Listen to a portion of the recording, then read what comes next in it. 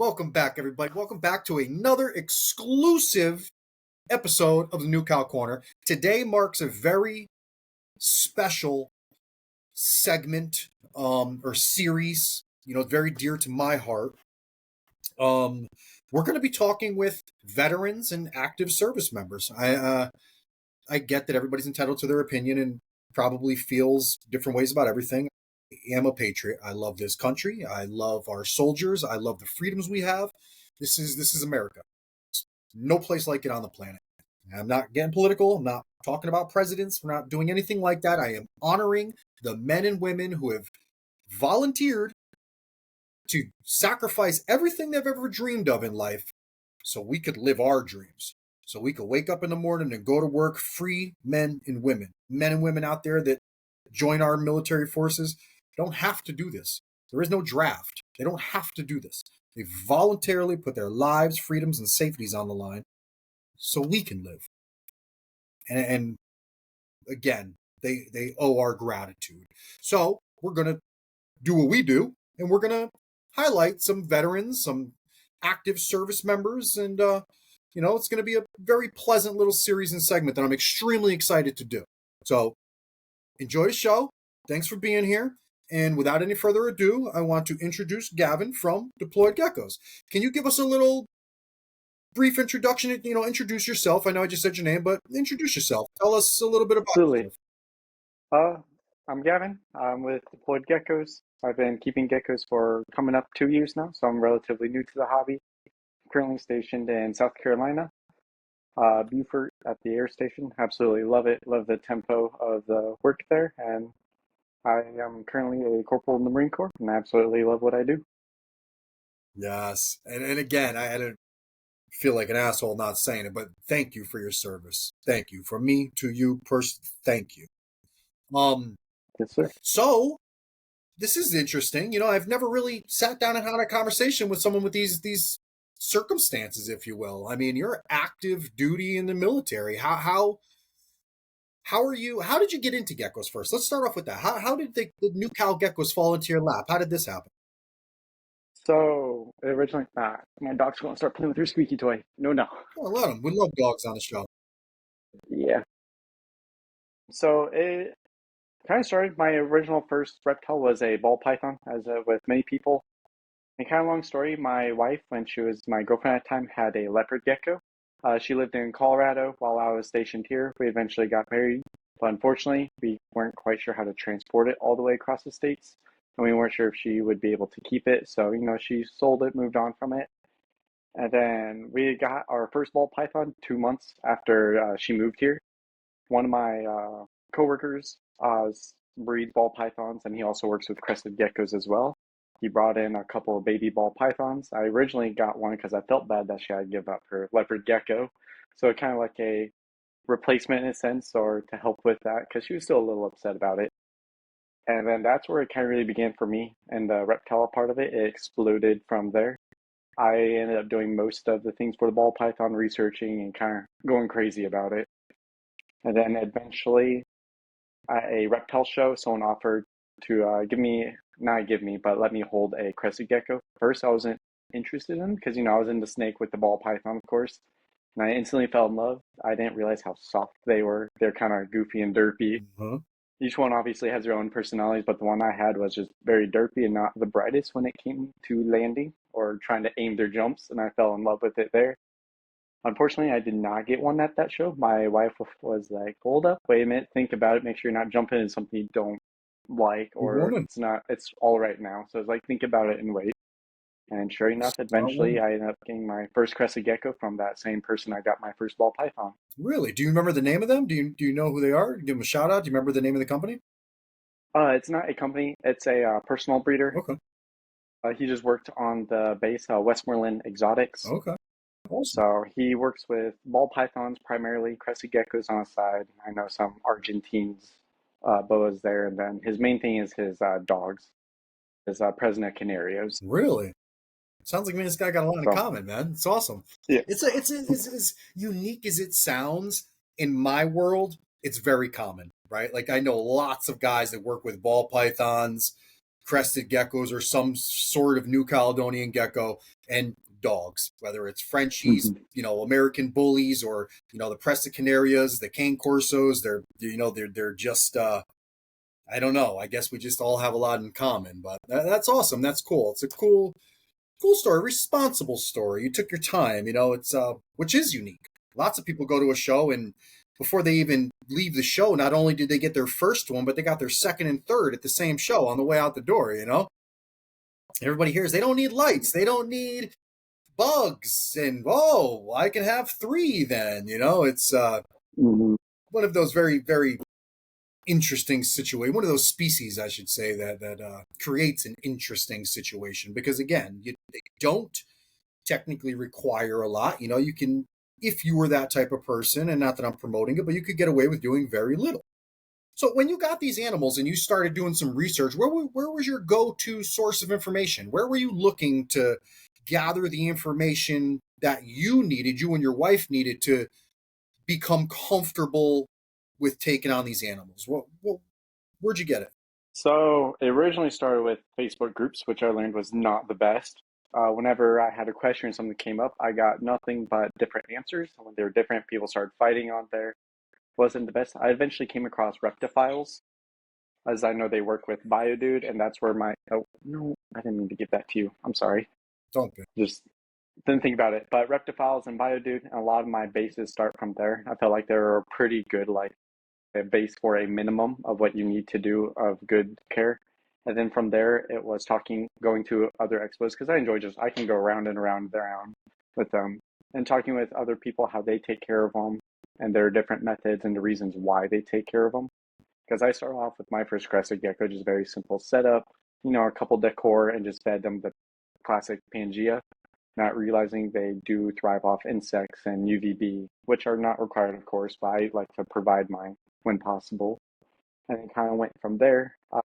I also discovered, was it Exotics magazine? They went and did a trip in New Caledonia to kind of show off their natural habitats. Yeah, EK And that's where I UK also kind UK magazine. EK Thomas Maria. I've had him on the show. I interviewed him. of, Yeah, he's a yes, and very he's an actual real biologist, but he's brilliant. Yes, nonetheless. mhm.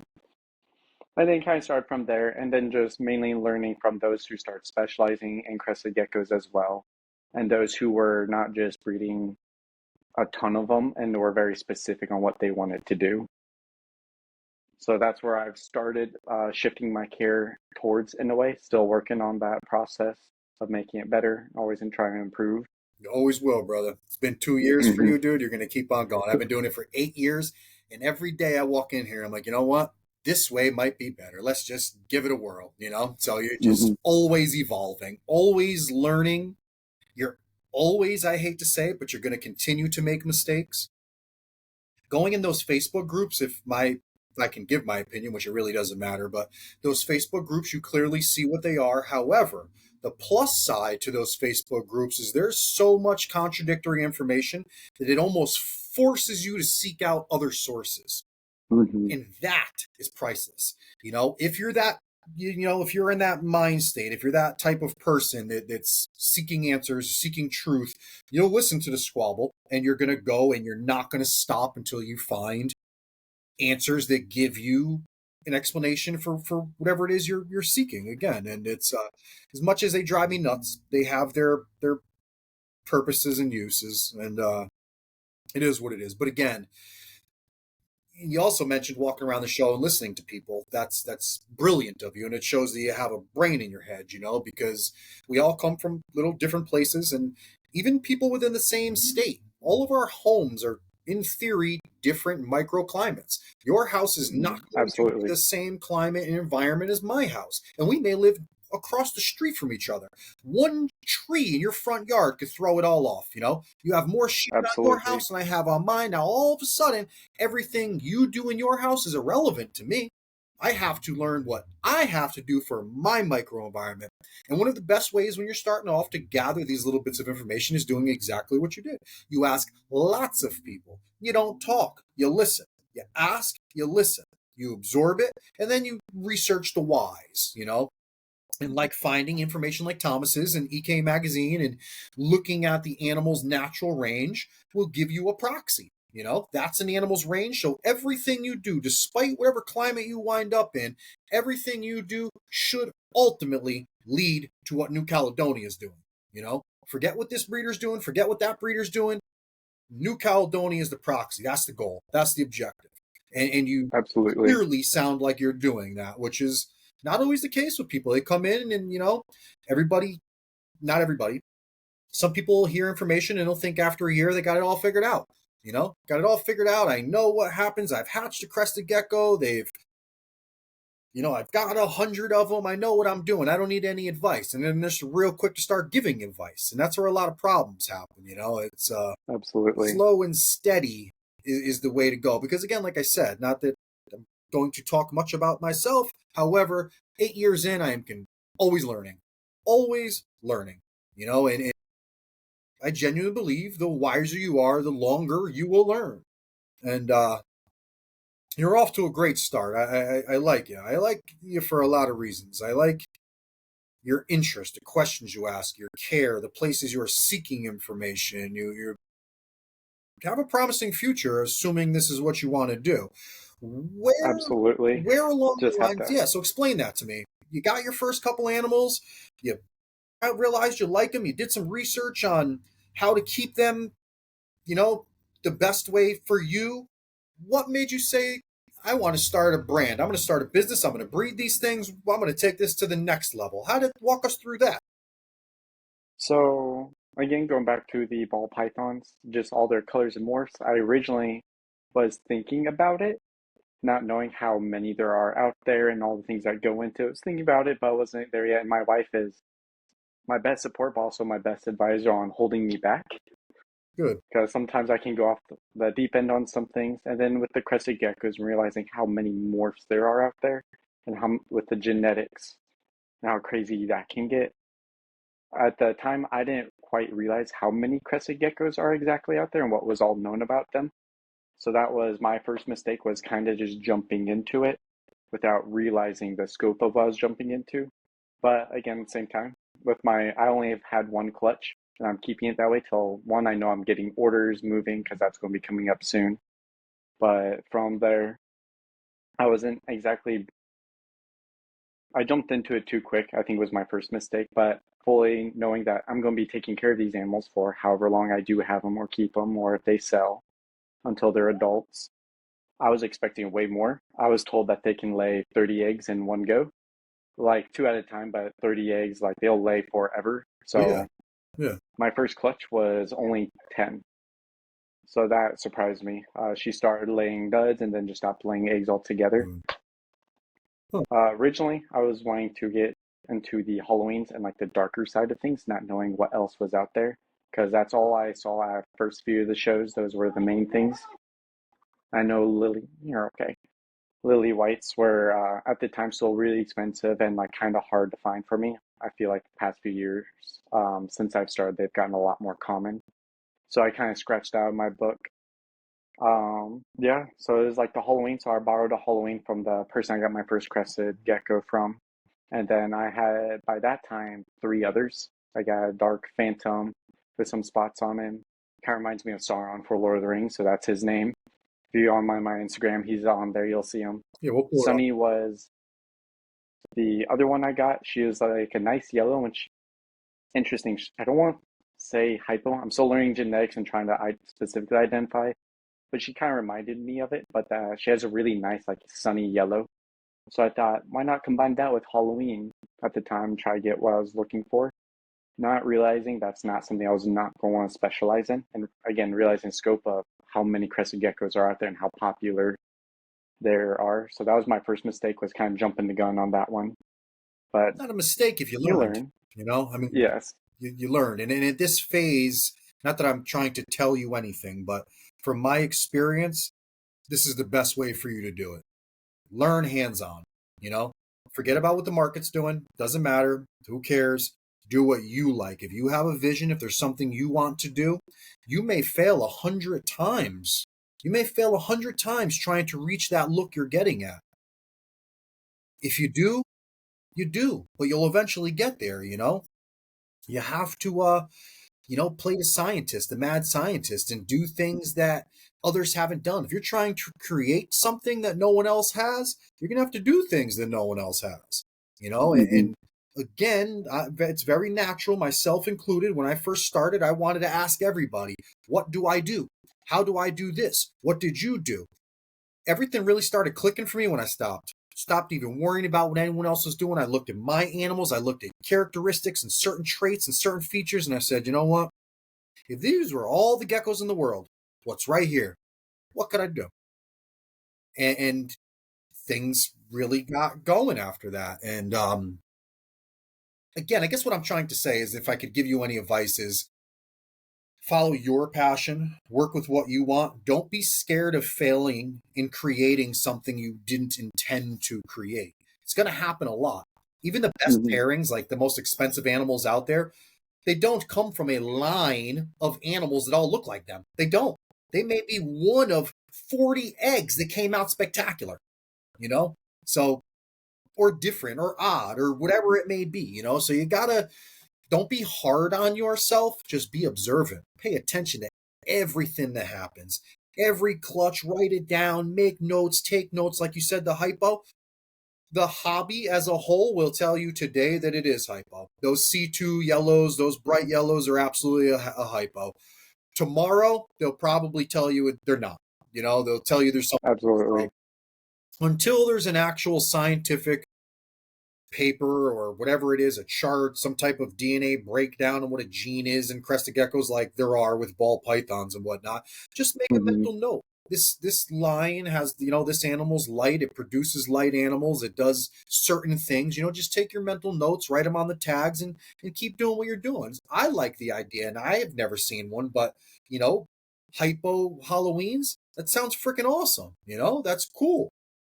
You know, just you gotta, you know, you'll find a way. I have faith in you. I don't know you from a hole in the wall, but I have faith in you. Just by little things that I've heard so far, you know, and that's awesome. So other than the Halloweens, what you know, and don't take this the wrong way. This is a question that I've always mean to ask people, and I don't know, for some reason I just never do. What do you want to contribute to the hobby? With everything that's happening, all these animals, all these breeders, all these people coming in, constantly going, what's different about you, Gavyn? What do you want to bring to the table for the hobby, for the community? So personally, far future goals, I do plan on wanting to retire out of the military and hopefully take this up as a full side hobby. And then maybe like another side job after the military, but I don't want it to be like a full blown build business like Pangea or Baidu, like some of these other people. I just want to keep it small. But my goal is like with lily whites and cappuccinos and then frappuccinos, that's my end goal, is to be able to reliably produce some good, healthy, beautiful animals and not price them for what I have seen them at shows or on Morph Market. Because like I think frappuccino is absolutely beautiful and I could see myself just wanting one as a pet, but the price tag is a big deterrent because I've seen them go for thousands or sometimes just a little under 1,000 for Well, frappuccinos. you stay in touch. So I'm going my to send you one, kid. I got a bunch of frap eggs incubating right now, and it's my first year producing them. I love them myself, but I don't sell shit. I breed them for people that have a passion. You want one? I send you one. I'm dead awesome, thank serious. you. I mean, and I got some fire fraps too. Unfortunately, I didn't. I mean, I bred my fraps, but my fraps Hmm. I'm talking about are clearly from cap and lilies that I produce type stuff. But I'll Hmm. get you one. That's something, a But huge yeah, issue of mine in the hobby is the elitist stuff. You know, you have a kid like right, yourself that's, again, right, by all rights, defending our country, and there's a morph that you can't have because of a price tag. Makes me sick. Makes me sick to my stomach. And if I have anything to do with it, not going to happen. You know. So right. you can defend our But yeah, country. that's I can send you an animal I got 100 of. thanks. But yeah, no, that's my end goal. And I know we kind of spoke on the comments about it. Because I do have a red lily white and then a cappuccino. My end goal is to produce, as I know, the cappuccino gene does that color palette shift. Get an I oranges. would love the idea of that like red velvet with a frappuccino. And that's my end goal is to be hopefully be able to reliably produce those. End far goal is probably going to take years and years and years, Cool. of course. But I it's not have even the a goals or the time that it takes to get there. What I really just mhm, wanted to hear you say, Gavyn, was explain your goals. So I don't care what they are. You have them. You have them, and that's what matters. Your goals, you are entitled to whatever goals you want. You're not sitting here saying you're just producing animals. I wanted people to hear that being fairly new in the hobby, 2 years in, you're not just making animals to make animals. You're not making animals to make animals. You have a goal. That's what I suggest to people all the time is I don't care what your goal is. I don't care what you want to make, but have a direction. Pick something. I'm not suggesting you make what everyone else is making. I'm not suggesting that you go out on a limb and make something that's never been heard of before. I don't care what you do, but have a goal and have a direction. Because without that, we wind up with a hobby saturated with hundreds of animals that nobody wants. And then everybody starts cutthroating each other and getting into arguments about producing unnecessary animals. If people had the mind state that you have, producing animals with intention, right? Controlling the Hmm. numbers, uh, you know, regulating the quality, we'd be in a much better place all the way around. Animals, dogs, everybody would. I mean, across the board, that mentality that you have would benefit a lot. That's beautiful to hear. Usually don't hear people that have been in for 2 years just, have a goal. They just, I want to make geckos. I want to make geckos. I want to make geckos. Eh, And then the other side of it is you gotta care for all these geckos. Every living thing is precious. They're beautiful. You shouldn't just throw them out the trash that I've seen some love it. people do, which Love is it. awful. Love it. I love it. But Absolutely. You're yeah, just absolutely one right. clutch at a time. I plan on taking it, maybe two if I can handle it. But that's one of the reasons I was really excited about your monster box enclosures. I want to move from the tubs there and into like an actual proper, arboreal enclosure for them for some of my bigger Sure. babies. That's cool. That's awesome. I'm glad you got them too, man. That's cool, man. And that's again what the idea was. We have bins. I use bins myself. I have some 6 quart Hmm. bins that I use. However, there's people out there that use them not because they want to, but the market has priced things so outrageously high that it forces them to look for alternatives.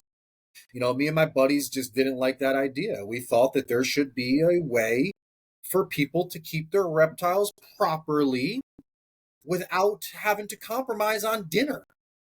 It is what it is. I mean, it's a work in progress. Again, we're trying to. I thank you so much and appreciate you for your support and putting your trust in us. Of course. And we know there's better enclosures out there. You're going to pay an arm and a Right, leg more. absolutely. We know there are, but what we're trying to do is give people something functional that's reliable, dependable, and cost Absolutely. effective. Cost efficient. It's you can't have them all. You can't have the best on the market and the cheapest on the market. I promise you that. Hmm. I promise you. Right. So, but again, we appreciate you and thank you, and we hope you enjoy them. I think you will. I use them too for some smaller species, and they're very nice. They're much different than a bin, even with lids and whatnot. Again, and I'm not bashing bins; they all have their purposes. Bins They have a work purpose. perfectly good. Yeah. I mean, I have a gecko that refuses to eat if they're not in the bin. So it's like, all right, I guess you're going to stay in the bin. That's a common thing with, especially like Leachianus.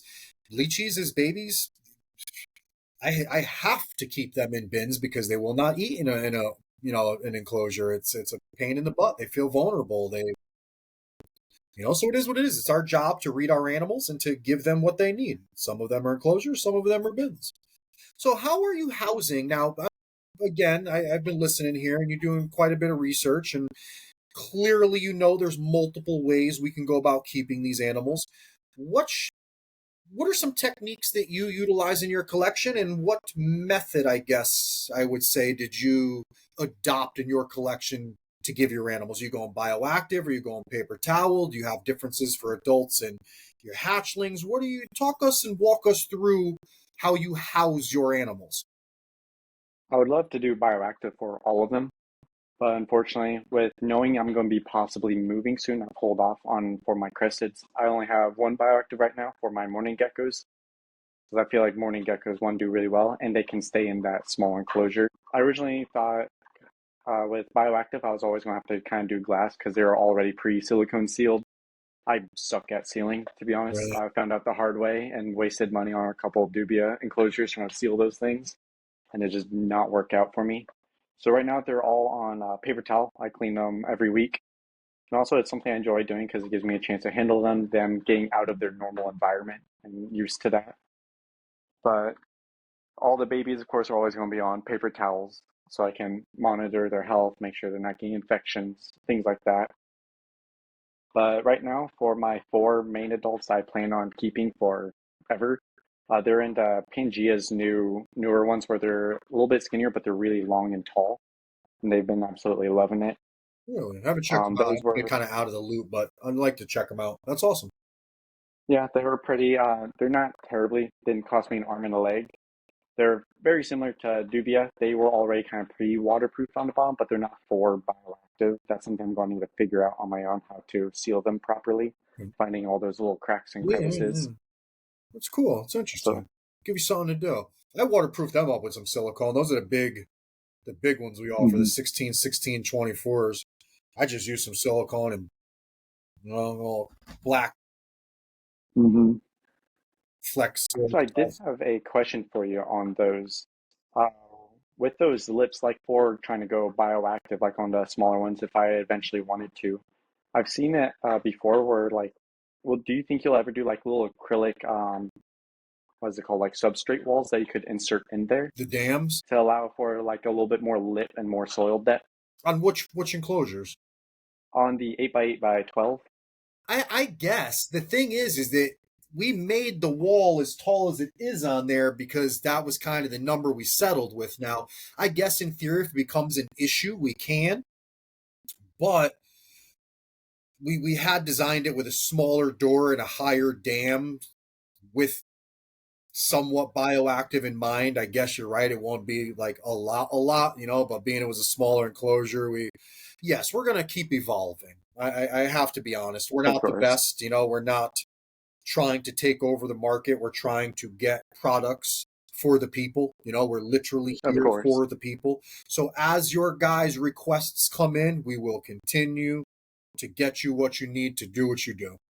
And it's a And work in again, it was progress. just an idea that Sure, could we work. love it. We encourage ideas. We encourage ideas. We encourage feedback. We want to, again, if it wasn't for you guys out there with these things telling us what's up, we have nothing to go off of other than what we do in our collections. And like we've already established, everyone does their thing a little bit differently. So without your guys' feedbacks and honest opinions, if there's something you really don't like, we want to hear. Let us fix it. Let us, correct it. Let us make it better. Let's talk it out. And we're the people's company. Again, I know it sounds hmm ridiculous and some type of sales pitch, but it's not. We're literally here for the community, and Which I love. we will address that. I'll actually bring that up in our next meeting about that, seeing if we can make that dam a little higher on these smaller enclosures for some bioactive stuff for sure. We've been working on little trays too, like a silicone tray for people that don't want to silicone the insides. There's some other companies that use them for more like terrarium style stuff, but they have these little silicone trays that you just put in the bottom, which makes them watertight on the bottom. I personally was against the idea, but I'm not the whole team. I get trumped on a lot of stuff. Right. I've seen ideas of that.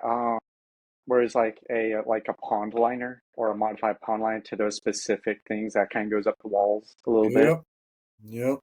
So we may come out with something like that. We'll see. We'll see. We're always working on stuff. It's get out of the garbage. It's a constant work in progress. But again, we appreciate the feedback and we'll take care of it. So with your animals, so you have for all you have for adults is you have the two pairs, or do you have a different? So right now I have my four main adults, is what I like to call them when I talk to my wife about future ideas and things. I have two other adults that I do have, but I'm open to selling and selling them away. Right now, I'm no longer shipping due to the cold, just not comfortable with it.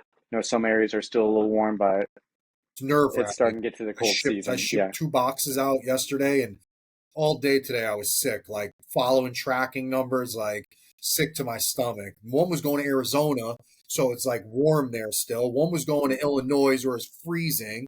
I'm like absolutely. going completely nuts over it, but everybody got there, no hiccups, no delays. Everyone arrived safe. I mean, it's some very nice stuff. I sent a mainland Chihuahua, Pine Island Chihuahua, Ooh, crazy Chahuas. super dowel, yellow super hypo super dowels. and one of those crazy red things I make to Arizona. So it wasn't like it was not that any animal is disposable, but it wasn't anything that I really wanted to lose.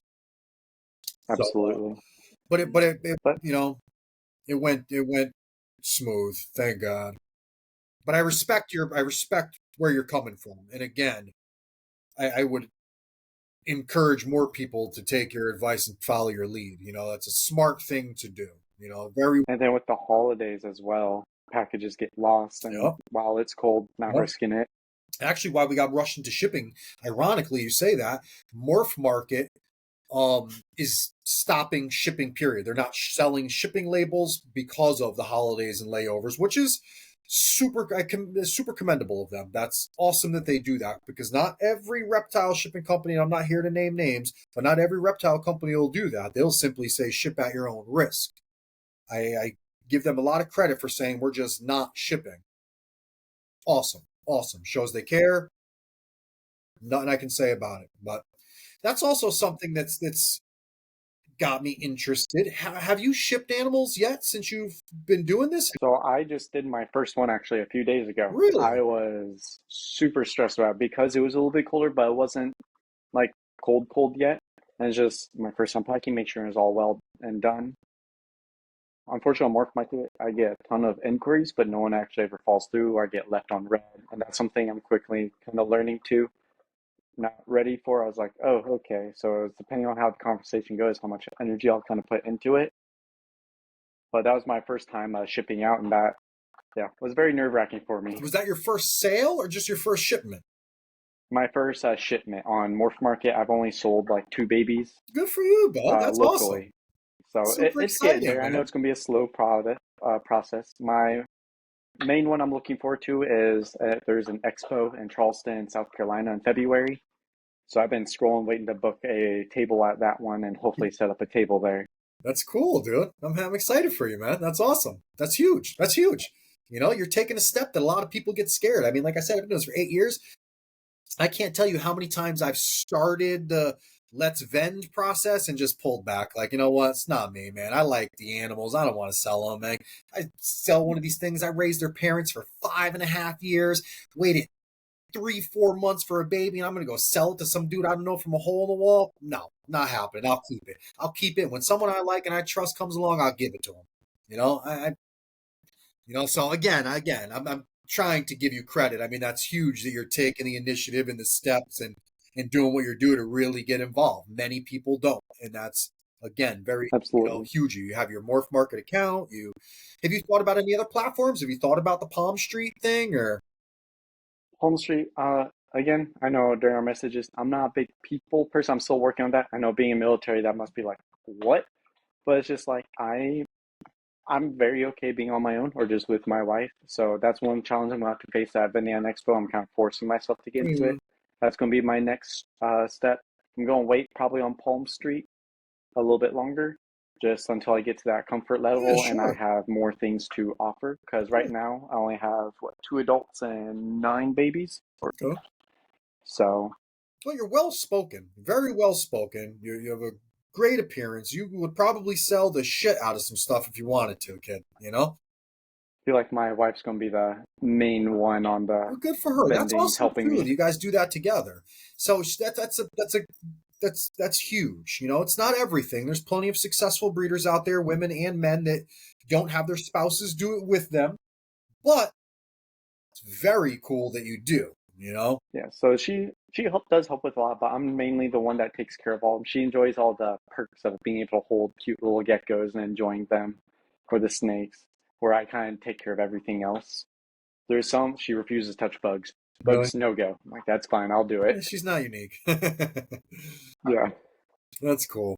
I've had a few cricket escapees, and she'll yell at me from across the house that she found one. And I'll come over and scoop it up. Say I can relate. So she has all intentions of helping you vend then, right? She's on board. She's Mhm. ready to go. Cool. Have you Yes. guys planned out anything as far as a banner, your logo, displays? How are you planning on tackling your first show? So for my logo, I mean, what I have right now is profile pic generated by AI. I'm not an artist. I do have some family members that are actually really talented, and I'm about to see them here soon. So I was going to ask them to help me with that if they will, and hopefully go from there. For our first ven, planned on keeping it simple, just because our budget for the reptile side of things is a little smaller. Because I do have to support her, and got to make sure all the bills are paid, and also we're saving and not going broke over it. Good for you, man. Good for you. So You're a good man. keep it simple. I know I want to get some like table or display lights to help bring out the colors of the geckos. Obviously, a better tablecloth than what the show will provide, and just keep it nice and simple. There's a display I would love to get. I think it's by Gecko Harmony. It's like the stadium tower to just add some shape to the table so it's not just all flat. But if it fits in the budget, of course, there's other more important things They're we'd not rather bad. I get. think he's selling them for like 100 and something bucks. They're very reasonable and they're awesome. All my buddies have them. I wanted to get one just to have to put animals in my Yeah, room. They're right. super cool. Well, that's good for you, man. Again, you have goals. You have goals. You have a punch list, and that usually, in my experience, leads to success. That's good for you. Do you plan on how long? How long is the next show in the spring? How far until the next show? February Oh, 19th. so So it's where I'm coming up located, soon, February. Okay. I was going to ask if you're ramping up production or anything. If you're doing no, anything to get any more I'm animals. keeping what I have now, see what sells, just because I might be getting orders soon. And it's like, what ones I do produce, I do have to take care of. And I'm not going to just throw away or some people I know will euthanize ones they can't sell, and that's just horrible. Damn, the hell does that? I've seen, I have seen a couple Oh of my people called god! out at expos where they have just trash bags of animals, What? and it was just horrible. Ah, shoot, who was it? Their Instagram account got deleted. Like they shut down pretty quick and went AWOL off of the internet, but they got Dude, called out for it. holy shit! And I've never even heard. I'm speechless. That's yeah, I've heard of people who would put like ball pythons because they just don't sell because there's so many of them in the freezer to euthanize them, which I I think is have horrible. heard And that's that. actually Unfortunately, freezing eggs. pretty They'll pull painful eggs out of the death. clutch, don't even hatch them, and they're freezing them and selling them to other people with hots. Cobra food, and it's the ugly side of reptile breeding. It's the ugly side of animal breeding in general that I In guess general, I'm. some people are just in it for the money. If it doesn't work, they just get rid of it. So I'm not going to take on more than I know I can handle. Good I know for if I did you. I another commend that. clutch, might be a little bit That's the noble much. thing to do. And unfortunately, not everyone's like that. As sad as that is to have to admit. So, what are we talking about numbers wise? How many animals do you think you'll have on the table available February? So I will definitely have my babies, my two adults. So there's 11 right there. Okay, that's a good amount I of do know animals. someone who does have a lot of crested geckos. He's planning on downsizing a lot, moving away from the crested gecko size of things. So I was going to offer to take some of his to help fill Okay, out the table. So mine's not just this barren little skinny two cool, rows cool, cool. There's of nothing wrong geckos, with that, which brother. If you feeling, no, you can help him. You're helping those animals get him out of a temporary home into a permanent home. Got get him exposure. Maybe you see something on his collection that you want to incorporate into your collection, and you connect something off. Then that's cool. That's going to happen too, Gavin. Throughout your career, you're going to make animals that you think are the it, and you're going to breed those. And then next season, you may get one, you may get none, you may get two. You can have animals that outshine and outperform animals you've already produced. Now, there's nothing wrong with keeping them for nostalgia purposes and giving them a great life, but eventually you're going to get to the point where you start leveling up your animals, you know, and there's nothing wrong with that. And, so like I said, and you helping this out and getting involved in other collections and other circles, it exposes you to more animals, and exposing yourself to more animals gives you more opportunity. There's nothing wrong with absolutely. that. Nothing wrong with that at all. Chase, relax. Yeah, no, absolutely. I'm very thankful for him to letting me be able to take them on to this Cool. table. And if he's able to come, he'd like to come and we'll share the table, of course, and split the cost. Oh, But he'll help me be able to fill out the table as I know I'm not going to produce any more that I can't handle at the moment, especially with pending orders and things up in the air. nice. So do you plan on having any like dry goods on your table? Or are you gonna make up care sheets? What do you plan? Say a kid comes up to your table buying his first reptile ever from you. how are you going to tell this kid to take care of him? Um, Or what advice would you give him? so one of my favorite geckos, Ahsoka, she's my cappuccino. She's pinned on my Instagram. She's redhead, Ahsoka from Star Wars. But from Paradise Cresties, they have like a little business card that has like all the basic things, bare minimum needs that you need to do. Um, One of the big things I know I'm going to be big on is the insects part of it. I've noticed my geckos put on a ton of weight, or babies will actually explode in growth as they eat insects, and it also provides kind of a stimulation or natural tendency for them. Absolutely. Um, Absolute I know my wife stimulation. is going to definitely help with the communication part because I will sometimes say things that don't make a lot of sense or were not worded very well. It's the truth. That's a cap, is it not? That's the same gecko? Yes. Wow.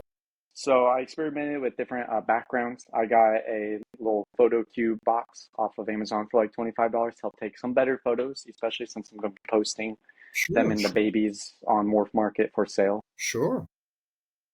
Good for So I you. felt like for her, the white background really helped pop her colors a whole lot more. And she was way more fired up as well, I noticed. Sometimes they don't always cooperate with trying to fire Yeah. up with me. Have you tried any of these methods or techniques that people use to fire their animals up, like misting them with warm water or putting them in a warm deli cup or anything like that? Yes. So you have. Does it work? I've I've never noticed have. That's why I'm legitimately asking. I've never even tried. misting them works for most of mine, I would say, and or leaving them on a wet paper towel and raising that Really? humidity. For most of them, it'll work, and you gotta give it some time. They'll eventually fire up. But most of the time, when I get these pictures, is when I'm taking care of them at night, or I decide to go handle one for a little bit for fun. I notice they're fired up. Straight to the photo booth, turns on. Are you working with other species too? Is this a viper gecko? Yes, I recently got those from Really? Tiki's Geckos. I've always been interested in them. Now I got a bioactive, kind of a deserty vivarium set up for them, and I think they're adorable. And they're so funny. Nice. So now, just out of curiosity, you had already mentioned having morning geckos. Now I see you have viper geckos. What do you got going on over there? You have a lychee too? Yes, she's my Oh, only spill one. the I beans, hope brother. to. Spill the beans. What do you have over there, Gavin? Tell us. What is your? So I just have the vipers, mornings, cresteds, and the lychees. There's so many more species I would love, but unfortunately, with size, moving around, I gotta try to limit myself. Sure, sure.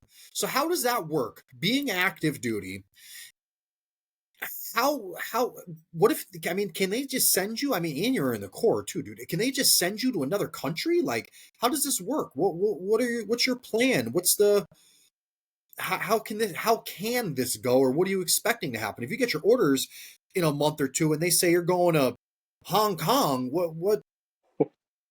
what then? Hoping to avoid that. So right now, that is my worst fear because a lot of overseas, I won't be able to bring them. I know if I get put in South Korea, I know Crested Gecko is really big over there. I might be able to find someone who will ship them to me, Of course. and that'll be definitely a process to learn and figure out when that time comes. But right now, so I don't know how it works for the other branches. I imagine it's pretty similar. But in the Marine Corps, we have something called a monitor. They're the ones that issue your orders. And there's different monitors for each MOS or your job in the military and for different ranks as well. So usually you can kind of reach out to your monitor, ask what stations or areas are available, and try to get orders to them. So the needs of the Marine Corps or the military will always come first. So right now, my Marine enlistment is coming up. So I'll put they'll start ranking me with different tiers compared to all the other people in my job and rank, and we'll kind of get ranked in a sense. My goal is to hopefully be a tier one. I was not too far off from the last batch of reenlistments, so I'm hoping I'll be able to tier one. I'll have a little bit more of a say of where I'll go, hopefully. But then again, if they need me overseas, I'm gonna have to figure it out. And well, if there's anything that I can do to help you, or if God forbid you got to go and need to ship your animals to me and send them to you, I trust me. I know plenty of importers. If they can get there, brother, I will get you your animals if that's something you want. That is But that's awesome to know because I honestly don't know who to reach out to for that. it's pretty simple. A friend of mine, Frank, he has all the licensing and permits that you would need, so he can import and export to anywhere that accepts exports. You know, I mean, if they accept it, you can get it. Awesome.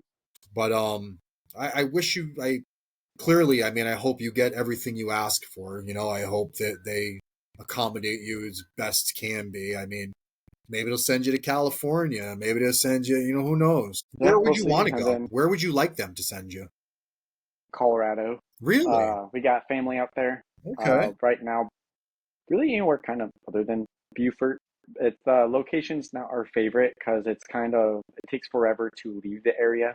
To Beaufort's a really small town. There's not too much here once you get to learn all of it. But if you want to go to like a city or you need to go somewhere where they might not have it here, it takes at least an hour to drive. And for me, Expos, the closest one's an hour and a half, and then from there, I think it's like 2 hours, and then three, and then so on. So that round trip kind of adds up pretty quickly. But so let's go through some of these animals here. What Of course. this is an interesting. Is this one of your breeders? Is this what's this gecko here? Talk to me about. Oh, you got it. So, His name is pending. Okay. Does he have a all name right. now? So yes. So he was our second ever crested gecko. Okay. I got him at All American and Plant Expo in North Carolina. I think Charlotte, North Carolina. I know they moved away from North Carolina recently, so I can't remember exactly where.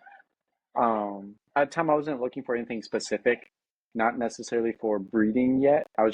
He was very pretty and caught my eye. Sure And my is. wife gave me the green flag to get a second crested gecko. So I was like, Cool.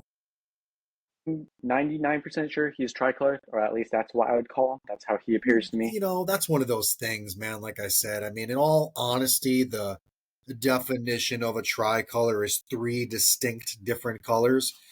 Some people like to break down the percentages and the percentage of white that makes a tricolor. In my honest opinion, I mean, I'm a little simple, I guess. If there's Mm. three colors, it's a tricolor, right? Like it's just going to be the Right. concentration or saturation of it. I mean, there's no denying that an animal with three colors, by definition, is a tricolor. You know? Right. And that's what I was going off of. Yes. You know. So and yes, and by those standards, he would be. There's clearly, white, your base, brown, go. I mean, he definitely has three distinct colors. Absolutely. And then he's got really good, as an adult now, crest structure. I love all the raised scales, or like rougher looking scales. I would say he's like partial like quad stripe. There's I one was I just think going to Lee ask said that about isn't that. like a perfect line, but I don't know. His structure I absolutely love. He's definitely gonna be one I keep for a long time. Do He's they one of my main four. do his quads, his lateral stripes line up on both sides? Very closely. I think there's one side that there's like a scale missing from like the Yeah, spikes that's that are that's coming nothing. off You it. can fix that easily. And he seems to have Hmm. full pins too, right? He's got a full. Yes. That's a good animal to work with, bud, for And sure. I got some better adult pictures if you This go this up. isn't it. No, Yes, this that is I him. believe that's him. Hmm. Oh I yeah, got he's him a when he was tricolor dude. Hell yeah! Wow, he yeah, grew I up, got him when huh? he was just a little guy. There you go. You got to do quite a few things with him, to be completely honest. He's got a lot going on. I mean, this whole little clear, crisp line going down the crest is something that you can exaggerate. He's got it's a good animal. He made a good call. Now, what is this? That's Parrot again. So Is at it that time, really? my Instagram was called Luna and Noodles, my two reptiles at the time, and it's just kind of just a fun something not to post on my personal that everyone kept seeing because I posted them all the time. And then Sure. Yeah. slowly it started turning into deployed geckos, as you would see over time. Good. That's how it happens, brother. It start evolving. Your passion evolves. You adapt with it, and you ultimately blossom. It's awesome. Now, what is this girl? Tell me about this girl. So she was our first Luna. She was the first one I ever got. She was already an adult, a few years old. Unfortunately, I'm not quite sure what happened. I couldn't find really answers anywhere with a lot of people I asked, but her sticky pads completely just stopped being sticky. She couldn't climb really anything. Everyone was originally thought it could have been stuck I was just shed say, or was it dried stuck shed or food. something? No, no. I took a little, I think it's like a mascara brush Yeah. that my wife used. I could clean one, of course, and I tried rubbing and cleaning in there. She's gone through multiple sheds, and it just She was very slick, and you had to be kind of careful holding her because she would just fall off. Is this her? Is this her feet? Yes. So at that time, she was in a bioactive, and she was just digging around when she popped up, and I got that picture. Huh. And she still can't stick to glass or anything? Uh, it's very rare that I would see her stuck to glass or anything. So I moved her to, once I started noticing this pattern, I moved her to a more quarantine style bin with paper towel, kept it clean. Her feet ended up cleaning up, but like every once in a while she would stick to glass, but it was definitely a struggle and she would fall quite a bit. Interesting, So she dude. was given more of a terrestrial style enclosure slash bin, Huh. and from there, and she was actually the one I recently shipped out. Oh, really? I made known her situation, like pet only, like Okay. this is what's going on, and there's a lovely person who reached out, made all the accommodations that would be needed for her, Awesome. Good for you, man. and That's yeah, now awesome. she's in a good, loving home. I would have Last I drove, heard, would have she's drove me a nuts little to not figure feisty that from out, the. though. Yeah, from what I could gather, it just can happen. Very rare, but Really? See what I'm saying? 8 years. I've never heard of such a thing. I learned something every day. I would have been stumped. These are yeah, I great even took. pictures, man. This is an awesome picture. I love it. I love how he just finished hunting all his crickets. That's awesome. Who is this? Is this Para again? Yes. How old is he? One of your breeders? How old is he? So he's definitely one of the smaller size for adult. I'm guessing maybe Some a are. little over 2 years. The person I got him from, he was selling him as a favor of one of his buddies, so he didn't really have much information on him. But at the time, I was just looking for a second crested gecko pet and didn't really care about those details. Look at the damn So that one right scale of a there head this is one's got. Jeez. So that one right there is Sunny. She was my first Home Street buy from Pangea. So at the time, I was looking for like Halloween when I was starting to think about breeding. So I was looking for a male and a female. And I thought her good yellow would play a good part into it. Sure. And then I paired her with a really dark, I don't know if I took pictures of him or if he's in there anywhere. That one is Sauron, the second one that came with Sunny. What? What's wrong with you? My dog's all being fussy. But he gets really dark when he fires up, which I absolutely love. And that dark color and his jagged scales and spikes. So I named him Yeah. Sauron. That's awesome. I love it. He's So are you he's sticking with a theme? Do you have, are you going to, as you start getting more animals, are you going to, stick to a theme with the name, or do you have any ideas for that? How does the wife feel? the agreement I made with her, though a little hard for me going into it, was all the males I do end up getting, I'll name, and all the females she would have more of a say. So I've been can't say if I honored that the best in her opinion. Good for you guys, man. That's cool. Yeah. So what's this? So This is my style right here, man. Red with some ports. so Love it. that one is Mushu. I got her from Cresty Works, also on Palm Street. That's my That one girl. was definitely Christy Work. late Christy at night, is an awesome laying in girl. bed, She's an just awesome human being. yes. I watched your podcast with her Yeah, about the pixels and all that, and I thought it was awesome. I didn't realize how long she had been working with them and things, which I think it's always interesting to learn more about the people that you get your geckos and animals from. of course.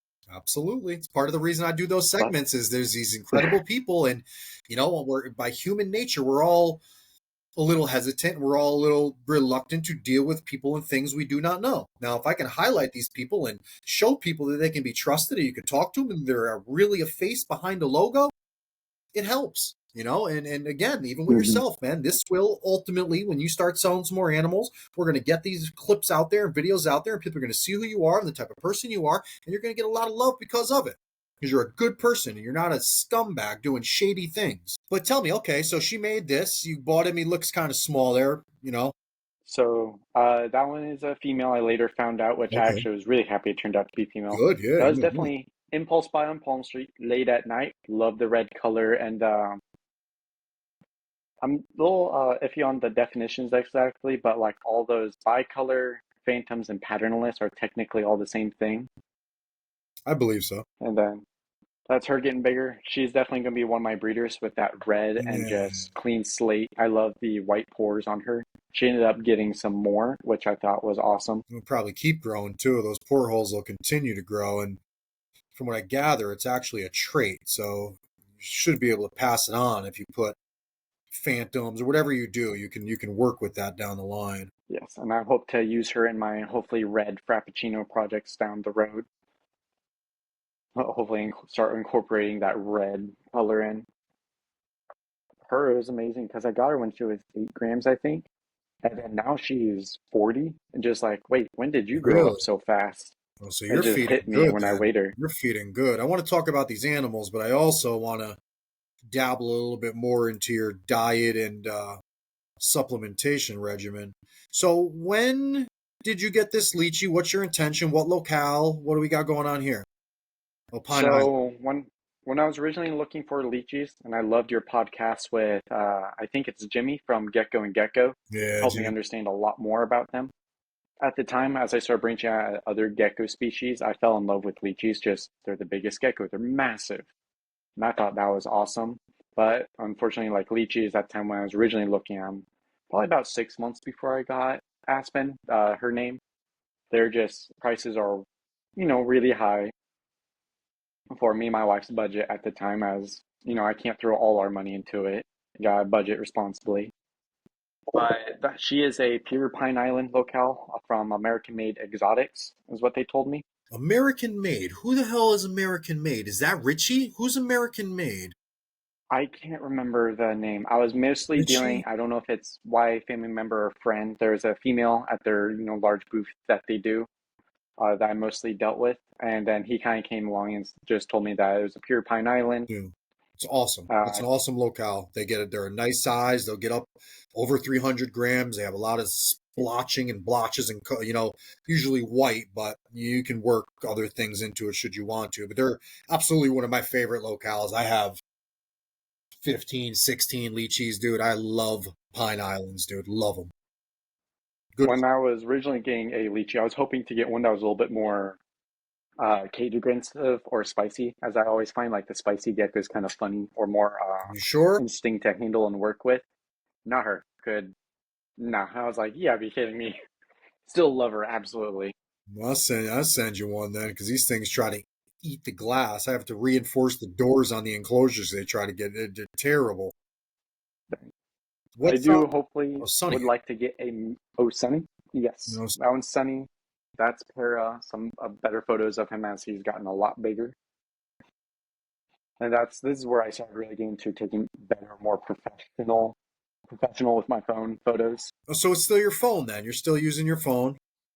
Yep, I do. I'm looking into Moment Lens. It's like a camera rig that you attach to your phone to help improve the quality of pictures and close-ups. Okay. So it's like a lens that you attach to your Yep. camera. Yep. And what are you using? Any special settings? Are you using filters? What are you doing? Just is it all just lighting and angles or?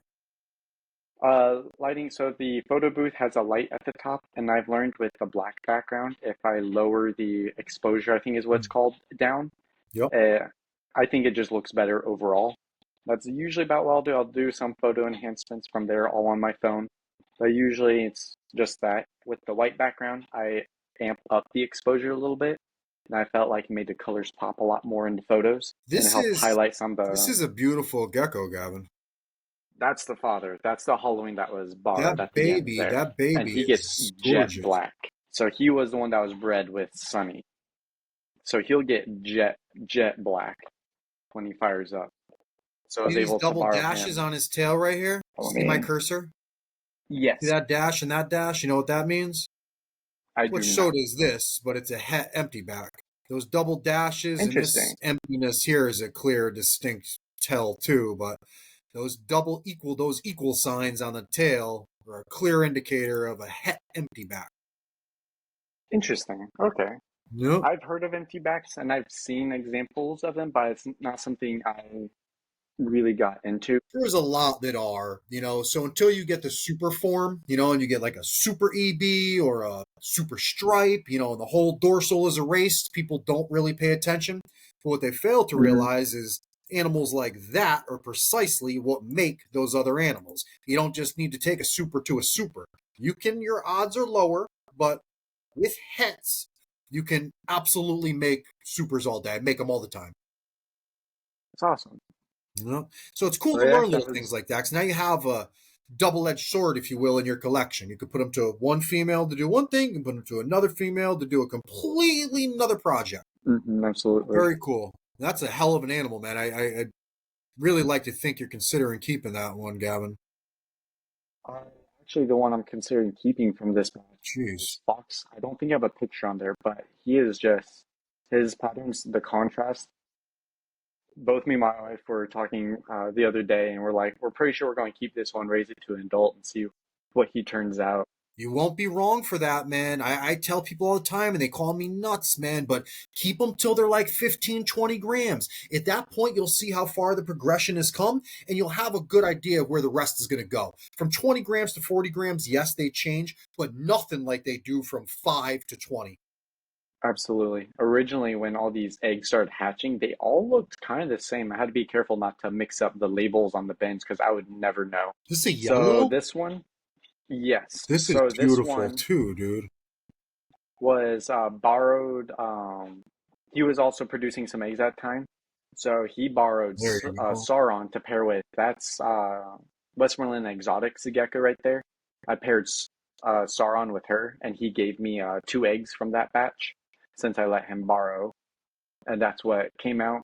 Huh. They're looking a lot more yellowy, and those bigger spots are starting to come out too.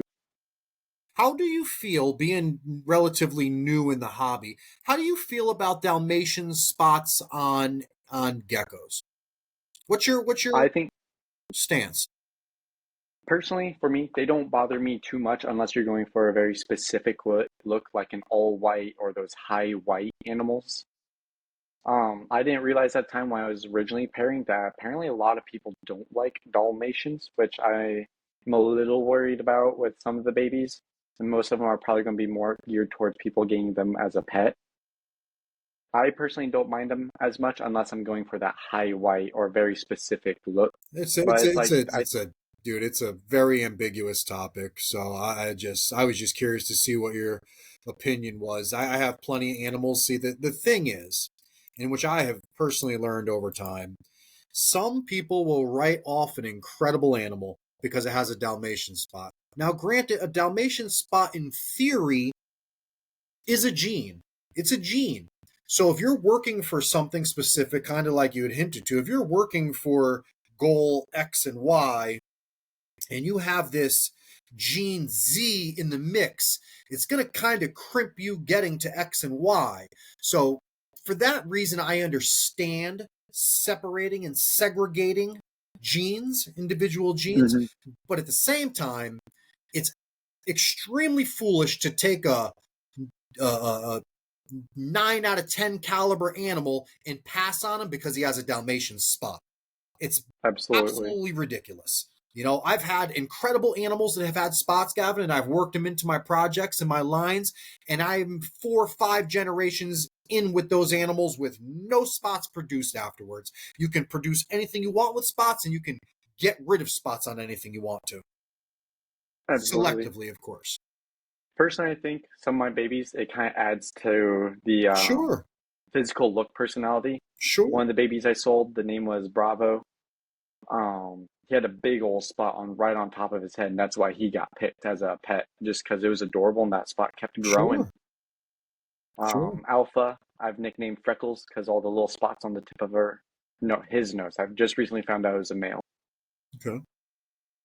Who is this? Is this Para again? So that, yes, man, he loves that leaf. His I head came just across keeps those growing and leaves. growing and growing. Yeah, I came across those leaves on Amazon, like three of Yeah, them I've for seen him, like six man. dollars. And that if it's not in there, he won't eat and he won't sleep. Like Look at that those is spots. He's a great animal, Gavin. He's a very nice animal. I'm wondering with this stamp on his head if I can't really get a good enough see if he's. Sometimes you'll see these stamps on soft scales, soft scales or what it doesn't appear to be, but they have these stamps on their head like that. But he's a dude. He's a stud. Look what his head turned into, dude. Wow, absolutely love him. And he's one I probably handle more frequently, so he's a lot more used to me. he's cool. When I tell you if that Beautiful. leaf is not in there for him to sleep on, end of the world. They're like dogs or anything else, man. Everybody thinks they're these stupid animals, but they're not. Like I said, I have 300 of them, and all of them have a different personality. They do. They really do. Just a little viper again? Yeah, it is. Yeah. Roughly when not long after I first got them, they grow fast. Do they? I hear they breed Yes. relatively young, too. How many did you get? Did you get a group? Did you get a trio, a pair? I What'd you only get? got two. Okay. I Were only they have two of them. sexed? I mean, they could have been sexed that young, right? I'm pretty sure they're both females. I hope I'm not ready to breed them. I've heard they're super prolific. I'm not ready to handle that. I heard they So are, too. if one shows signs that it's a male, I'll probably end up separating them out.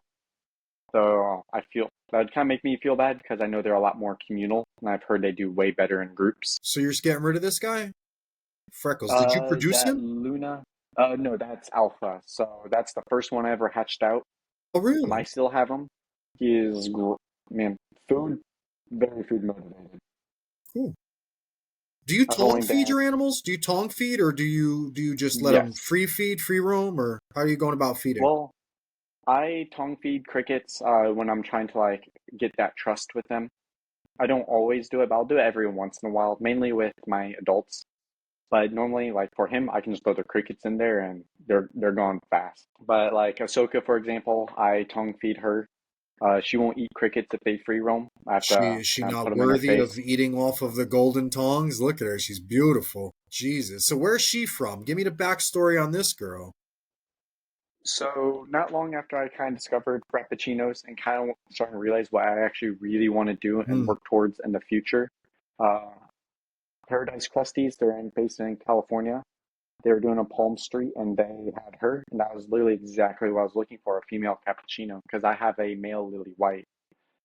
So I had one half the equation for the fraps, and then I came across her, very strong cappuccino, or Yeah, that's showing very strong cappuccino. insane because she screams sable all day to me. I'm looking at her like that's a sable or that's like what is that? That's crazy.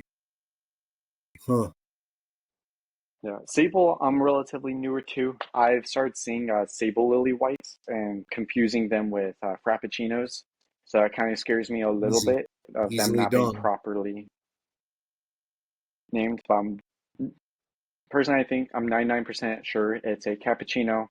Paradise Crusties confirmed that was also a cappuccino. Yeah, no doubt. It's something. And I genuinely believe that the cappuccino and the sable, I mean, they're allelic, right? So you can take a cap in a sable and breed them together and you do get a super form. So they hit on the same gene as each other. They are an allelic gene. So Really? we don't have I the did not know that. details or yeah, it makes a Sorok or something. It makes a super form. So in my head, it's Interesting. clearly the same type of thing. It's not even a Hmm. question. The sables, the caps, the highways, they're all allelic with each other. They'll give you Interesting. super forms. Yeah. But yeah, she's definitely up there with one of my favorites as well. I gotta ask, how much did you get her for a steal on Palm Street? What did you pay for this thing? So I didn't bid on her. She was in their store to purchase, but I got her for 350. So to me, Jesus, that was a steal dude. Wow. because all the others I've seen similar to her along those lines are closer to like six to 700, some even upwards of 1,000, You know especially what I on paid Palm for or not Palm Street. my frappuccino cost me 1,400 or something like that. 1,500.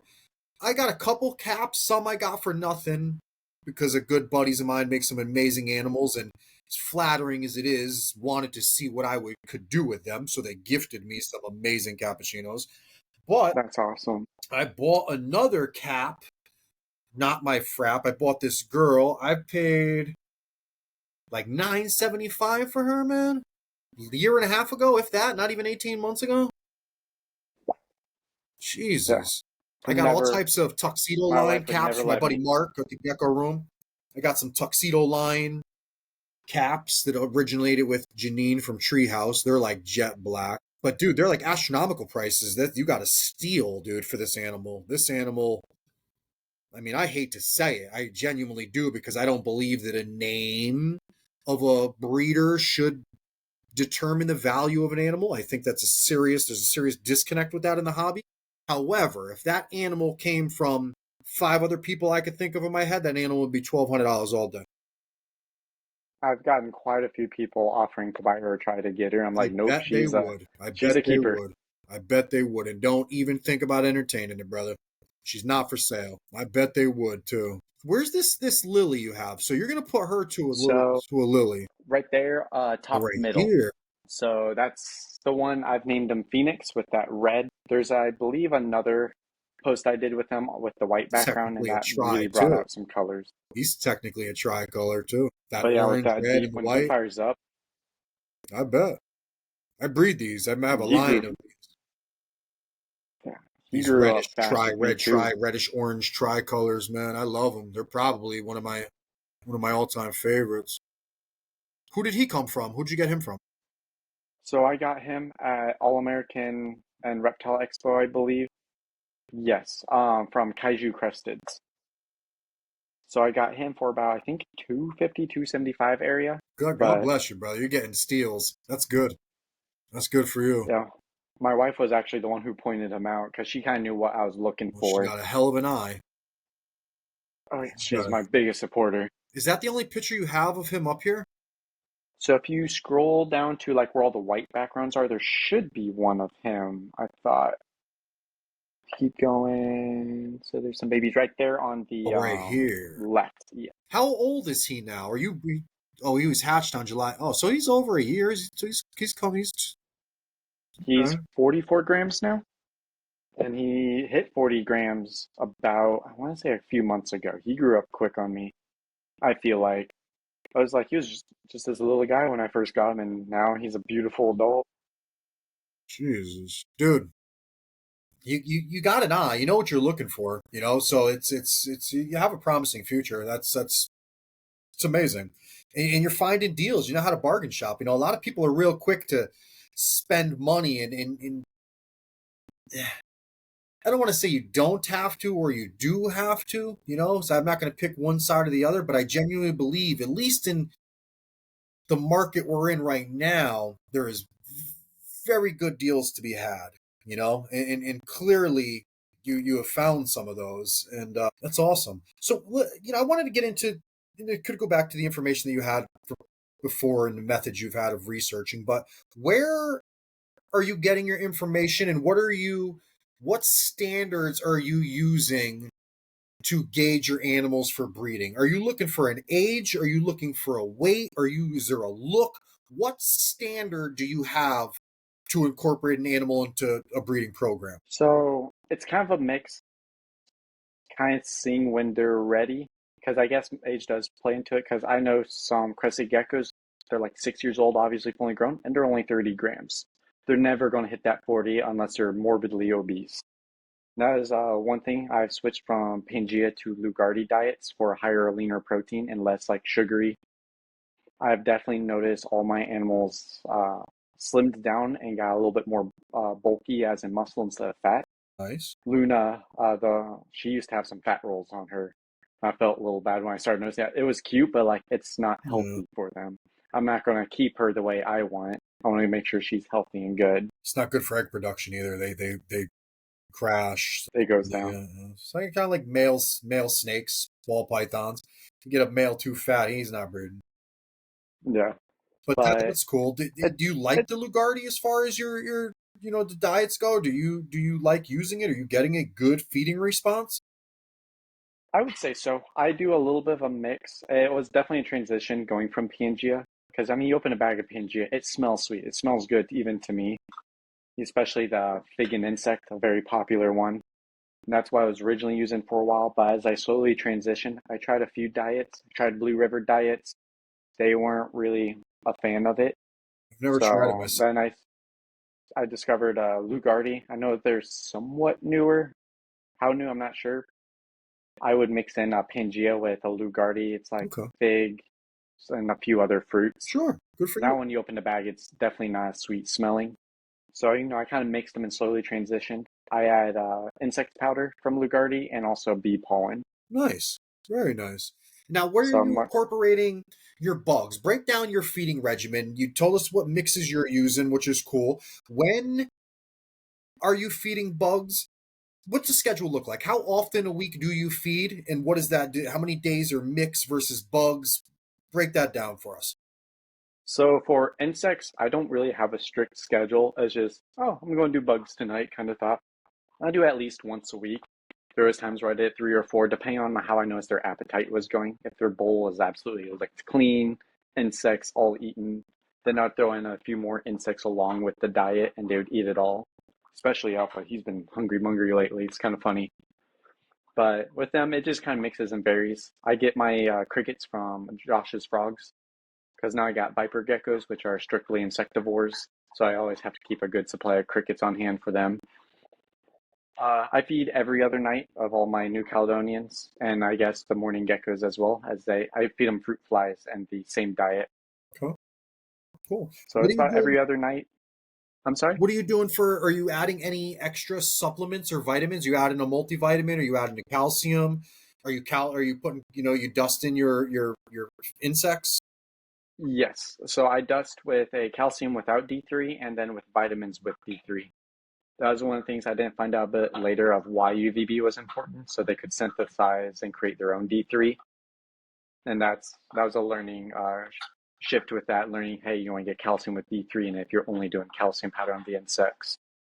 Sure, that's cool, And man. then I used to add a little calcium, especially for the females when Sunny was laying. I'd add a little bit more to the gecko diets just to kind of help boost it since I knew she was laying eggs to make sure she didn't have a calcium crush. Terrified of that. And then that was before I knew how to check their calcium sacks. And she doesn't want to open her mouth for me. Yeah, it's a yeah. Yeah, you'll figure it out. So, have you had any? And I didn't even realize how long we've been talking, dude. I could talk to you for freaking Yeah, hours, dude. This is the problem with absolutely. this podcast and good conversations. Have you experienced? I know we talked about. I don't want to say there's necessarily a health issue with your girl that had the pad issue. But have you experienced any type of health issues yet? Health hurdles you've had to overcome? Are you nervous about any health issues that maybe you're taking some precautionary measures to avoid? How do you feel about health issues, overall health issues in your collection and addressing them? I haven't really had anything, just the sticky pads. The big thing is like calcium crashes or metabolic bone disease, not having enough calcium. So that's one thing I'm always making sure they're getting. Um, I do clean the enclosures every week, every weekend, just because, I don't want them to get infected. It's gross. Disinfect, keep them clean, healthy. I know bioactive is definitely going to be a little bit different in a shift, but I haven't really noticed much health. My gecko weights, I mean, as they eat, sometimes one week they'll eat tons, like no tomorrow, and other times they don't want to eat much, and their weight will vary Just like as us. long as it's not drastic Mhm. and they're seem healthy and move around at night. Are you weighing them often? Do you weigh all of your animals on a regular basis, or is it just something you? How and when are you weighing your animals? I used to do it every week when I cleaned the enclosures, but sometimes they didn't want to cooperate, or I know, like, for example, my lychee, since she eats a ton, it's a whole big old bowl, I know that adds weight to it. So I know if she just ate, I won't weigh her because I know it's not going to be accurate. But now it's definitely at least once or twice a month that I weigh Okay. them, and I What are you keep doing with track of those it. numbers? Just a mental note? Are you writing them down? Are you keeping track of their progression? Or I used to use it's an app, it's like ReptiBuddy, I think. I okay, forget what it's called, but I was able to have all my animals in there and then you can log weights and stuff. I definitely did it for my ball python, especially since he was growing. But I've definitely slowed down with taking those weights as common. I just make sure the ones I had posted on my morph mark are always up to date, yeah, always so people know how much they weigh. yeah. And I always weigh them right before I sell or start talking about them, so it's accurate. But I watch the animal, make sure they're healthy, and I'm not too concerned with weight as long as they're healthy, moving around doing normal derpy Yeah. gecko things. Yeah, you don't. You sound like you got it figured out. You don't have to fixate on any one particular thing if you're as observant as you are. When you're watching your animals, and I know it sounds ridiculous, like we should all just instinctively watch our animals. Some people don't. I tell people all the time, and I know again, I sound like a retard, but I tell people if you just listen to your animals, man, watch your animals. They'll tell you everything you need to know. Just watch your animals. Absolutely. Watch your animals. But again, when you have a manageable size collection, and again, I have 300 plus animals, and I still consider that a small collection compared to some of Really? these guys that have thousands. I could run through this room and feed everything in 2 hours.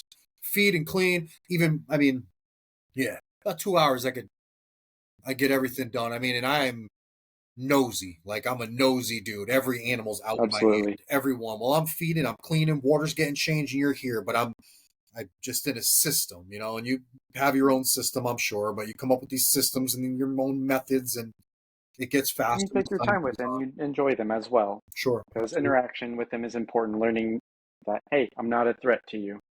I have never had a tail drop, luckily. I There hope you it go. never happens. I know it's bound to eventually happen. I, Maybe, maybe not. I but went years, bro. Years. I don't have any animals. I don't have any animals out in drop tail. I had one and I wound up selling him, and that wasn't even a me thing. He ran and he jumped behind the freaking washer and the dryer was on, and I grabbed him out and I pulled him by his tail. He didn't drop it. I had him, I put him on the countertop while I went to go get his bin, and he threw his tail. Like 20 minutes after he was out from behind the dryer. I'm like, dude, like what? Drove me nuts, man. But again, I contribute that attribute that to desensitizing them and doing things like you do, absolutely. holding them, and you're exposing them every time you take them out of a cage. They become a little more conscious of a world that exists outside of this bin, box, cage, whatever they're in. In Absolutely. my eyes, I mean, I know there's controversial opinions on the matter. For an animal that has a semi-prehensile tail, it can't be on the list of things they want to do. You can't want to drop your tail when that's like a fifth leg. Like it's doesn't make sense. Hmm. But it does happen, I guess. Again, I don't experience it. I've got 150 plus hatchlings. There is not a missing tail in that rack. All my breeders, I don't, I don't think I have a breeder this season. I'm always kind of flipping too. I'll always Hmm. move something on, replace it with something that's performed better or whatever. But I don't even think I don't have a breeder that doesn't even have a tail. Yeah. Have you experienced That's our floppy tail syndrome? Do you know what floppy tail syndrome is? Have you seen it? Are you worried not about it? I'm not very familiar with that. I just know like the it's more of an appearance thing, and then them sticking to the glass 24/7. I've heard can contribute to it, but like the tail starts angling upward, and it just doesn't function necessarily the same. But I There's a can't lot of say I've misinformation. had that with any of mine. Like their tails are very normal. They'll wiggle right before getting a cricket. They're all flat. I've definitely noticed with Sunny, she's one I got. Her tail possibly could have been nipped, but she's got like a short, stubby tail. But all the babies come out with like long, skinny tails like everyone else. You'll notice over the years too, little things like that. Sometimes, and in my experience, incubation temperatures will absolutely determine tail lengths. I've incubated animals a little warmer that come out with these short, stubby tails, and cooler animals that incubate a lot longer will have long, thin tails. I mean, I don't know what the exact science is behind it, but I've noticed. It doesn't mean they're unhealthy or nipped, but something to do with incubation absolutely That drove me dictates nuts. structure. Now, however, that's also a double-edged sword. People always say incubate at this temperature for better crest structure. I've incubated animals with poor crest structure at perfect temperatures and got animals with poor crest structure. I could not adjust the incubating temperatures to improve crest structures. And I did this for years. And there's plenty of videos of me ranting and raving about this and all my little mini micro studies that I've done over the years. I genuinely believe to a degree that crest structure is ultimately determined by genetics. If you've got parents with good heads, they're going to give you babies with good heads. Now, if you're producing and reproducing animals that have not so good crest structure, you may get animals with good crest structure because there may be animals somewhere in the bloodline that had good crest structure. But Absolutely. the temperature and temperature alone is not going to dictate the size of an animal's head. And that is, I've proven it 15 times over. I have animals that have heads that are bigger than a $50. Incubated and Dang. hatched them in 40 days. Incubated them at 80 degrees, hatched them in 40 days. Heads are bigger than these ramekins I used to put water in. So Hmm. clearly the temperature is debunked on that. Like, Right. I'm not saying that it doesn't have some type of factor, but again, an egg that incubates for 40 days versus an egg that incubates for 80 days. Both animals are growing. If that egg hatches at 40 days, it's clearly going to be smaller at hatching than the gecko that was in the egg for 80 days. But now that very gecko that hatched at 40 days, by the time he's out of that egg for 40 days and another 40 days passes and that other egg just hatches, I promise you the one that was out here in the world is going to be twice the size of the one that hatched at 80 days. People fail to take these things into consideration, and they just, they look for scenarios and situations that suit their agenda or idea, and it's not the truth. So again, do you have a set incubating temperature? Are you running your room temp? What are you doing for incubating? Room temperature away from the hot spots, and right below there's a vent in this room that I keep them away. But I check them once I know it's about the 60-day mark. That's when I start checking them, because that's what I was kind of roughly told. It's about 60 days, give or take. Perfect. And most of them hatched 60 days on the dot. That's perfect timing. So that's probably yeah, around 72-ish, 73-ish degrees will get you about that 60 days. That's, in my experience, again, over all the years, is the norm. 60 days is about 60 to 90 days, really. I mean, it's kind of a big window, but you could, depending on where you're located, and barometric pressure, and the time of the year of and the course. season, night drops, and any ambient, and the ambient temperature of any room, it could go to 90 days, and it's not out of the norm, but Yeah, my favorite incubation style is definitely kind of that fish type box with the like gravel-like substance. Forget what it's called clay, exactly. like hatchright stuff. Yes, hatch right. It's a clay, I calca something clay. It's cool stuff. right. It's very user friendly. I enjoy it, and if you find success with it, use it. Yeah, I Work for you. tried the suspended one, and the eggs they start kind of deflating. And I panicked, so I wrapped them in paper towel, and I just went back to what I was doing, and that worked out. Dude, They hatched out just fine. not alone, dude. I'm just not sure they're for crested geckos, dude. I've tried them too, and something's always wrong. Something always goes wrong whenever I try the suspended stuff, and I'm just like, I know what works. Why am I trying this when I already know what works? So sometimes in this hobby, you got to just go with what you know is gonna work. Right. That's cool. All right, brother, we're at an hour and a half now. Again, I would love Oh to yeah, have you back after you vend your first show. I'm super excited for you. I absolutely. am watching and following and wishing you nothing but the best of luck. And I am more than confident that that you will succeed at whatever you decide to do. And it was a pleasure. It's been a pleasure having you on here. I again cannot thank you enough on behalf of my family and the freaking United States of America for your service. It's again a super commendable thing that you're doing, man. Super admirable thing to donate your life to our safety. I mean, I can't thank you enough, man. And watching you juggle your animals and do what you do is super inspirational. To know that you can multitask. Human beings in general can multitask. You can have one of the most serious, demanding jobs in the planet as a United States soldier, a United States Marine, and still keep reptiles, man. That's cool as hell, man. That's awesome. Very Yeah, cool. never thought I'd end up here, but if it wasn't for my wife having this leopard gecko that she had to get rid of and me feeling bad, never would have ended up here. That's cool, man. That's awesome. Great Now, story. Great something I know story. I want to do till I'm older. Great beginning. Very good beginning. Again, like I said, I think you have a super promising future, and this is just the beginning, and you're doing all the right things, man. You're taking all the right steps. You're researching. You're asking all the right questions. You're, paying attention to all the right things. You're doing it right, man. You're doing it right. And again, there's not a Thank doubt in you. my mind that you will do anything but succeed.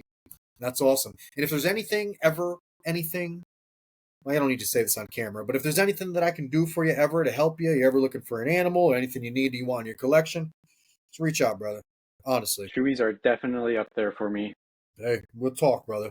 Definitely, without a doubt. You deserve it, man. You deserve it. All right, guys. Is there anything else? Where can everybody find you? Let us know your hashtags, your Palm Streets, your everything, where everybody can find you if they want to support you, if they want to buy an animal from you, if they want to check you out at a show. Give us your elevator pitch about deployed geckos and all your platforms. So main one I use is Instagram. I feel like that's the easiest way to reach out to me. I do have a morph market, deployed geckos as well, and I do have a Facebook though. It's a duplicate of my Instagram. My Palm Street deployed geckos as well, but there's not much on there. It's more for me watching or getting supplies or buying from there. It's not really a platform that I'm selling on right now. But I do have quite a few babies I have not posted on my morph market yet. I'm waiting them for it to grow up a little bit, show those patterns Sure, more sure, before I start taking pictures of them. Now, if someone asks, I'd be definitely willing to sell them to someone as a small, but right now, trying to grow them up a little bit so they're a little bit bigger before finding their new homes. sure. If you guys know what you're doing, be smart and you'd ask him. He's got some heat over there. See what he's got. Send him a message. Reach out. Great, great guy to work with, guys. Clearly, you can see that from this video. Support him. Show him all the love that you would want shown to yourselves, man. He's fairly new in the hobby. He's doing some incredible things, taking some great steps to contribute to this hobby. He's have some ethical breeding practices. He's not just trying to make echoes. He's got goals. He's got plans. And goddamn it, he's defending our country. He's defending our freedom. He's defending our rights. Show this kid some love, guys. All right, man. I appreciate you all for coming by, Of stopping course. by, and hanging out with me and Gavyn as we, shoot the shit about geckos. And I'll catch you all in the next one, man. All of his information will be tagged in the bottom of the video. Show him some love, guys. Please. Peace. Stay with me, Gavyn. We got to make sure your file